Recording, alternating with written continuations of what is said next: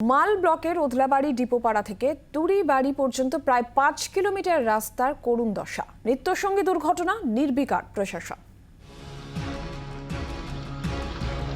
উঠে গিয়েছে রাস্তার পিচের চাদর, ভরে গিয়েছে বড় বড় গর্তে, বেরিয়ে এসেছে রাস্তার কঙ্কালসার চেহারা। মাল ব্লকের ওদলাবাড়ি ডিপোপাড়া থেকে তুড়িবাড়ি পর্যন্ত প্রায় ৫ কিলোমিটার এই রাস্তায় চলছে ঝুঁকির যাতায়াত।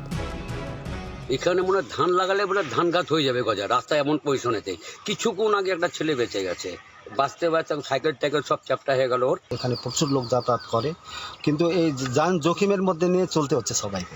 কেন খারাপ হলো এরকম? এটা হচ্ছে হেভি লোডেড ট্রাক, হ্যাঁ, 24 আওয়ার্স যে হেভি লোডেড ট্রাক, যে মানে বোল্ডার গাড়ি 24 আওয়ার্স চলছে। এখানে কোনো প্রশাসন নেই, কোনো কানুন নেই, কোনো রুলস রেগুলেশন নেই, চলছে এইভাবেই চলছে। আগামী ২৬ তারিখ দ্বিতীয় দফার ভোট দার্জিলিং জেলায়। প্রাণ হাতে নিয়ে এই রাস্তা দিয়েই পাহাড়ি এলাকায় ভোট করতে যাবেন ভোট কর্মীরা, পাশাপাশি ভোট দিতে যাবেন ভোটাররাও। অরূপ বসাকের রিপোর্ট, জি24 ঘন্টা। বাংলার আওয়াজ, বাঙালির আবেগ, জি24 ঘন্টা।